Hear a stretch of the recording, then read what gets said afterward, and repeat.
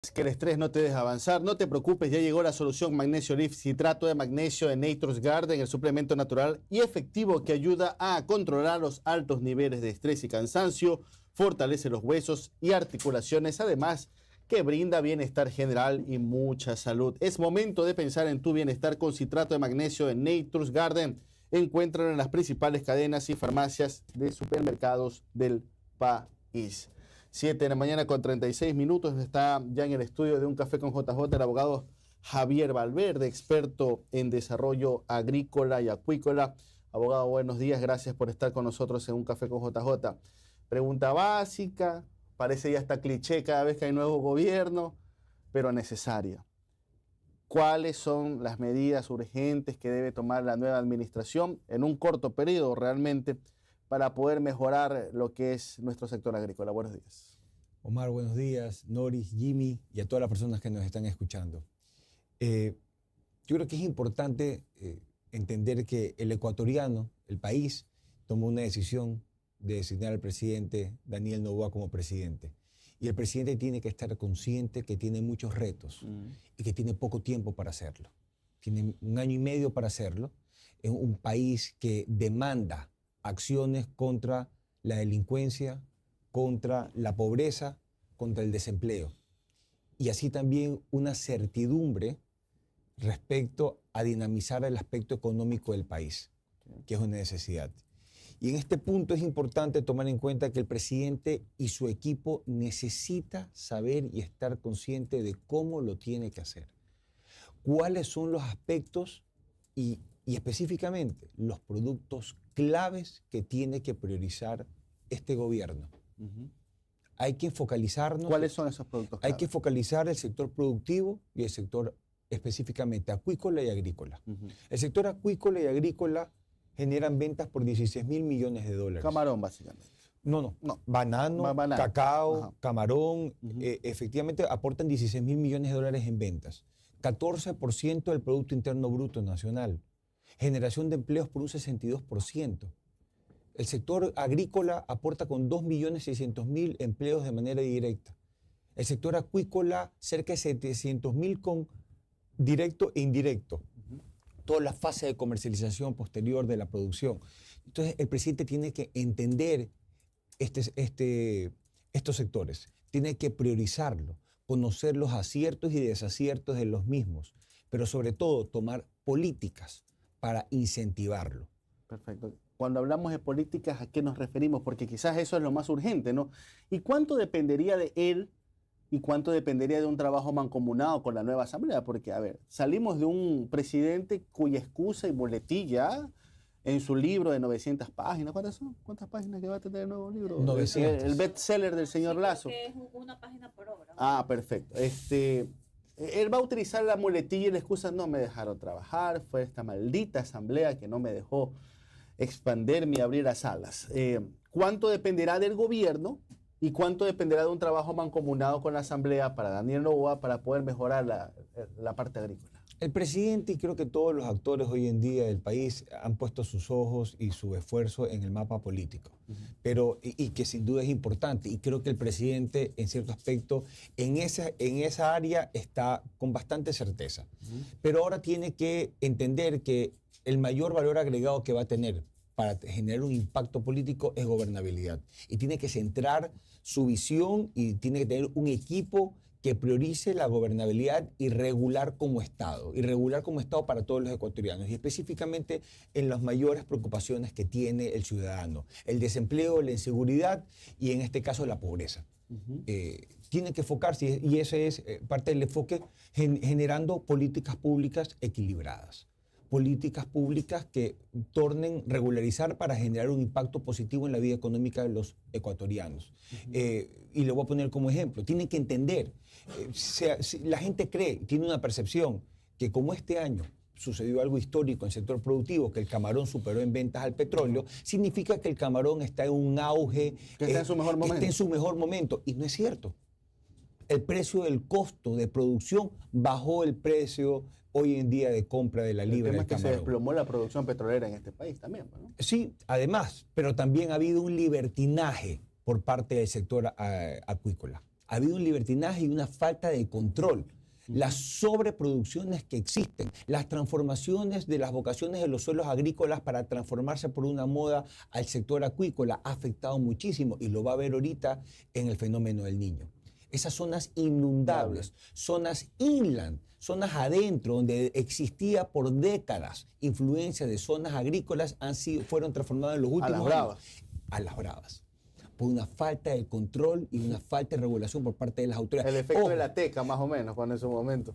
No, y esto ha sido algo que históricamente se ha visto en este país. Se ha visto con la teca, se ha visto con la langosta, se ha visto con la tilapia. Todos van al negocio que pinta como exitoso. Y evidentemente por la falta de regulación, control y conocimiento por parte de las autoridades. Y tenemos por otro lado, eso es un ejemplo de libertinaje que ha existido.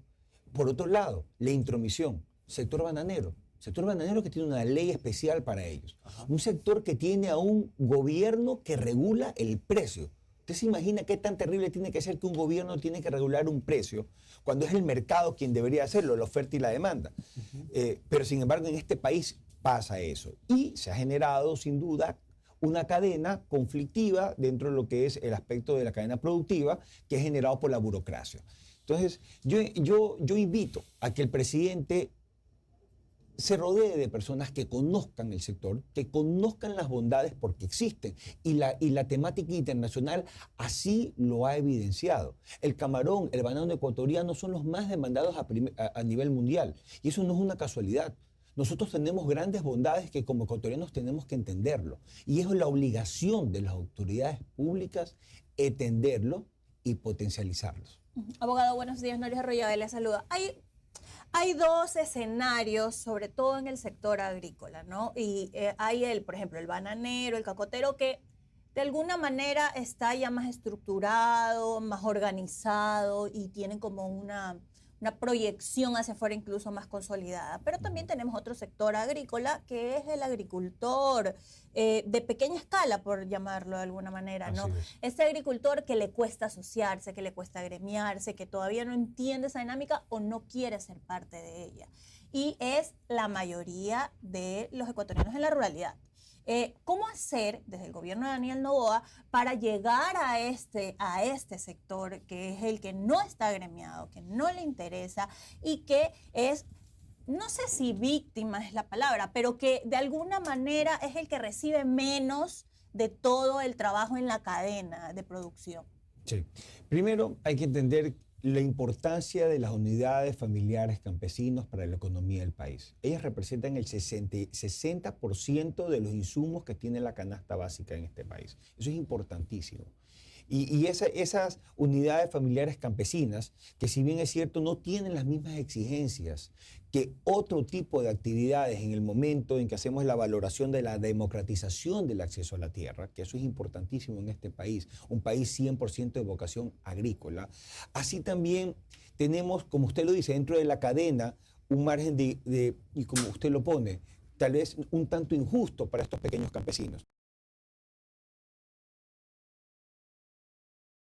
Pero un aporte importante, una visión, un incentivo importante podría ser algo que yo he planteado y que se lo planteo aquí. Incentivos tributarios para los exportadores y para los productores que repatrien divisas. Y específicamente los aportan porque todo producto hoy en día que es sujeto de exportación y verificación en mercados internacionales regulados, está sometido a una trazabilidad del producto. Y cuando un exportador logre repatriar divisas y tenga un beneficio, y vamos a ponerlo como el ejemplo que no nos estamos inventando nada, los deportistas o los artistas tienen el beneficio del 150% de deducción de la base del impuesto a la renta. Hagamos lo mismo con los exportadores y productores, que repatrien divisas, que estén obligados a cumplir certificaciones internacionales, porque la comunidad internacional es sumamente exigente hoy en día, sobre todo para países como Ecuador, porque necesitan que países en desarrollo como el Ecuador se transformen hacia aspectos de sostenibilidad. Y entre esos algo importantísimo, el aspecto cultural, tal como usted lo ha dicho. Y dentro de la trazabilidad se verifica el cambio de actividades precarias a actividades sostenibles por el pequeño y mediano agricultor. Ese exportador, ese productor que aporte esa transformación va a tener un beneficio. Pero Javier, perdóname la interrupción, pero hay algo que también debe hacer una autocrítica el sector de los productores. Por ejemplo, el sector de los productores, agricultores, acuicultores, etcétera, está beneficiado con una tarifa preferencial de 5 centavos cuando el trabajo es en la noche, ¿verdad? Pero no todos cumplen. Hay honrosísimas excepciones, lo sabemos perfectamente, pero no todos cumplen. El problema es que a veces pasa esto, ¿no? Que el Estado subsidia, pero la contraparte, que en este caso, en el caso de los 5 centavos, era generar más empleo. Uno hace la medición, acabamos de entrevistar a una funcionaria y dice que eso no ha funcionado. Entonces, ¿dónde está la falla? ¿En qué estamos fallando ahí? En el Estado. Le voy a decir porque porque debe controlar el Estado. Porque debe regular, controlar, hacer el seguimiento ex post de haber otorgado el incentivo. Si hay un contrato de inversión con el Estado, que es importantísimo para este país, todos hablamos de inseguridad jurídica. Y eso es lo que uno más demanda como usuario. Pero en muchos casos, así como tenemos incentivos, también tenemos los mecanismos para tener seguridad jurídica a través del contrato de inversión con el Estado. Que no es suscrito, ojo, por un ministro, porque no es el ministro de la producción que lo otorga, es un comité nacional. Pero así como estamos atrás haciendo los impulsos necesarios para obtenerlo, así luego el Estado tiene que hacer el control necesario para verificar que se ha cumplido con todas las exigencias y sobre todo los compromisos que el particular le presentó al Estado para que el Estado busque los mecanismos de incentivarlo, como usted lo dice, con un subsidio, porque eso es un estímulo, pero porque el día de mañana va a haber una contraprestación en lo económico para el país, en lo social y en lo cultural, que no es lo mismo que lo laboral. Ojo, y eso es algo importante porque hacia allá van las temáticas internacionales, que el Ecuador, que este país tiene que tomarlas y focalizarlas y este gobierno debe entenderlas. Porque nosotros ya posesionarnos como los mejores camaroneros o el mejor camarón por la calidad, por la frescura y porque es el producto más sano que garantiza al consumidor a nivel mundial, ya estamos posesionados. Hacia allá iba mi otra pregunta, abogado. Ya hay cierto nivel o estándar alcanzado y prestigio, exacto, reconocimiento sobre todo a nivel internacional sobre ciertos productos ecuatorianos que sostienen parte de la economía del país. Economía y de todo este valor que le da al Ecuador. Sin embargo, ¿cuál es el próximo paso al que deberíamos apuntar? Porque ya hace algún tiempo ya el mejor banano, el mejor cacao, el mejor camarón, y hay que seguir trabajando para sostener esa imagen. Pero, ¿cuál es el siguiente paso que debería dar el Ecuador para que esa proyección ya avancemos a más? O tal vez para que empecemos a sacar otros productos. Sí. Mire, primero, entender cuál ha sido y cuál es actualmente el problema que tenemos con estos sectores. ¿Cuál es la mayor exportación? ¿Hacia dónde exportamos? Hacia Asia. Estados Unidos, Rusia, Europa. Todavía se prioriza Asia. ¿Por qué? Porque Asia no tiene las exigencias que tienen los otros continentes, o los otros mercados, perdón. No los tiene. Nosotros tenemos ya que cambiar, transformarnos para cumplir las exigencias de estos otros mercados.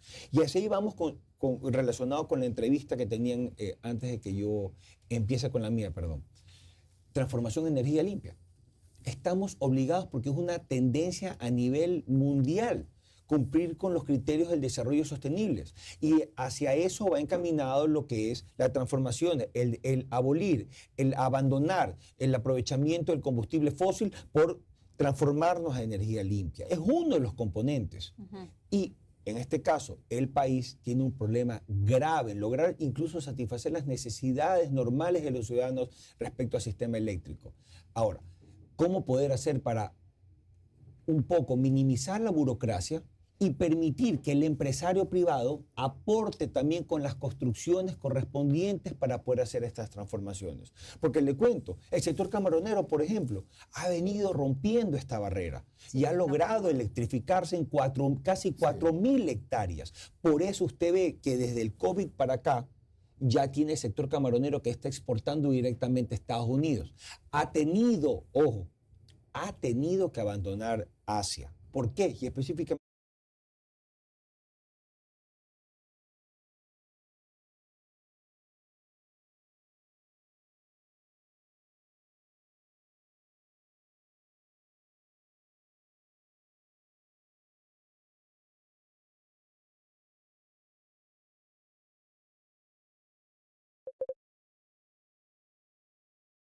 China. No sé si usted recuerda, en la época del COVID, una barrera no arancelaria que nos impuso COVID. Sí. Se inventó que había partículas de COVID en las paredes del contenedor. Sí. Eso es una barrera no arancelaria, porque había una sobreproducción de Ecuador que también estaba afectando la soberanía de los productores chinos. Entonces, un poco, ¿qué es? Entender que la demanda no va a bajar, la demanda va a subir. Pero tenemos nosotros que focalizar en transformarnos como unidades productivas, ¿a qué? Y este término es importantísimo y que nuestra Constitución lo garantiza. Matrices productivas. Porque así nosotros vamos a cumplir los estándares de los convenios internacionales y nos van a priorizar. Ojo con lo que le digo. No solamente vamos a ingresar, nos van a priorizar en los mercados internacionales que están muy lejos de lo que nos requiere China. ¿Por qué? Por ser Ecuador lo que es. Un país en desarrollo y un país con una riqueza cultural que nuestros competidores no tienen. Abogado, los pequeños agricultores, que a veces son los que no tienen esta voz de gremio. Aquí en algún momento entrevistamos a alguien que nos decía, lo que pasa es que no les gusta agremiarse y no les gusta asociarse. Entonces les gusta estar de forma independiente y eso complica que se creen políticas públicas. ¿Es real o no es real esa historia que hay tejida en los pequeños agricultores, que no les gusta asociarse? La asociatividad no les gusta. Que no les gusta esta palabra, no la asociatividad. Yo ahí tengo como que medio mis reparos. Pero se lo pregunto a usted que trabaja con ellos muy de cerca. Y segundo, ¿qué tiene que hacer Daniel Noboa, el gobierno de Daniel Noboa, para empezar a transformar la vida de estos agricultores? En campaña es facilísimo usar esta muletilla de tenemos que volver los ojos al campo y luego llegan al gobierno y resulta que ni siquiera van al campo. Grandiosa su pregunta y hacia allá iba con los que en las temáticas internacionales lo que más destacan son los pilares del desarrollo sostenible. Un pilar es ambiental, otro pilar importantísimo es cultural. Y por eso le decía que nosotros tenemos una ventaja respecto al resto de países que son nuestros competidores directos. En lo que es específicamente, poniendo los puntos claves, camarón, banano. Nosotros tenemos grupos vulnerables, comunidades campesinas. Nosotros tenemos asociaciones cangrejeras.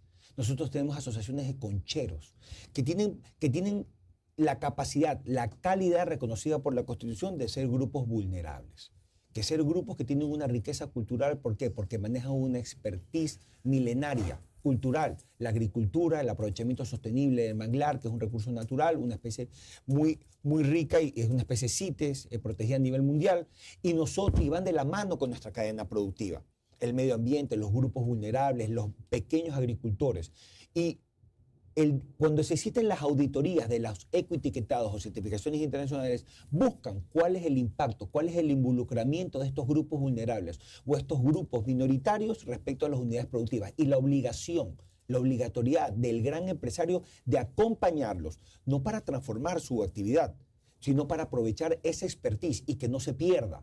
Hay empresas muy serias, muy buenas, que tienen convenios con comunidades campesinas para buscar en ellos, no el territorio, porque el territorio es intangible, el territorio no puede ser cercenado, está prohibido por la Constitución y es un delito, pero sí para aprovecharlo en conjunto con estos grupos vulnerables hacia territorios que no tienen vocación agrícola, porque eso es una realidad, e incentivarlos. Y hacia allá yo iba con el tema de los incentivos, 150% de deducción de la base del impuesto de la renta a los grupos económicos que hagan esto.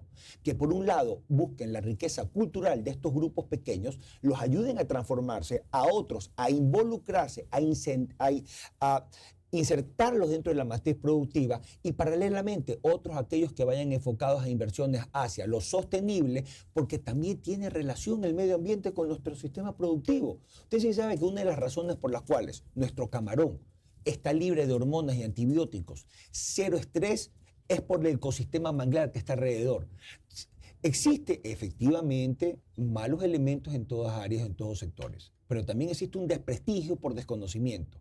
Hoy en día, el camaronero realmente responsable y que es beneficiario de su actividad, precautela por el medio ambiente, porque ha entendido la necesidad y la riqueza de mantener un ecosistema equilibrado, un ecosistema sano, porque eso se repercute en la producción en su camarón. En la cadena de producción, los intermediarios son vistos de dos maneras, ¿no? ¿Cómo hacer, y el gobierno de Daniel Noboa, para trabajar en esta cadena de producción que sea lo más sostenible, lo más amigable y en el que todos ganen lo que deban ganar y no los intermediarios se vuelvan este cuco grande que le da casi que nada al agricultor? Empecé diciéndole, cuando Omar me hizo una pregunta importante, políticas públicas equilibradas, ¿no? ¿Por qué tiene que haber tantas fases en la cadena productiva? ¿Por qué tiene que haber un productor, comercializador, distribuidor, exportador? ¿Por qué? ¿Por qué no buscamos la manera de minimizar esta relación, este impacto? Hacia allá va la trazabilidad de los productos. Hacia allá va el poder cumplir con los estándares internacionales. Hacia allá está que el Estado no tiene que intrometerse. El Estado tiene que regular para precautelar, para minimizar el impacto, para poder ser un poco más libre respecto, pero al mismo tiempo regular para controlar que no exista el libertinaje. La última y repito en el tiempo. ¿Qué prevén para el próximo año desde su sector en lo internacional? Porque, a ver, tenemos problemas casa adentro. Pero afuera también hay inconvenientes, hay conflictos, hay temas arancelarios, guerras arancelarias. ¿Qué escenario ven para el próximo año? Pero en un minuto. Rapidito. Un minuto. Es un desafío lo que usted me dice, ¿verdad? Como lo tiene el gobierno. Un desafío en tan poco tiempo. Le digo la verdad, estamos trabajando para poner la vara alta, para que el camarón ecuatoriano sea el estándar gold del camarón a nivel mundial. Pero le digo, es imposible que otros países nos puedan competir en ese aspecto. No. Porque nosotros tenemos aciertos que otros países no lo tienen. Desde el punto de vista cultural, como le digo, desde el punto de vista ambiental y paralelamente la frescura que nosotros tenemos en nuestros productos, que es lo que garantizan la salud humana del consumidor. Eso es lo que más destaca la comunidad internacional, los mercados internacionales, y que el Ecuador, a diferencia de sus competidores, lo puede cumplir. Gracias a... cumplió el reto. Nada, para que hay que llevarlo un debate. Siempre cumple. Que señalen los candidatos. Gracias al abogado Javier Valverde, experto en desarrollo agrícola y acuícola, que ha estado hoy día con nosotros en Un Café con JJ. Y aquí para cerrar ya la pregunta que hicimos en tiempo real, que era la siguiente, que contestaron ustedes de las 6 de la mañana. ¿Cree usted que en la consulta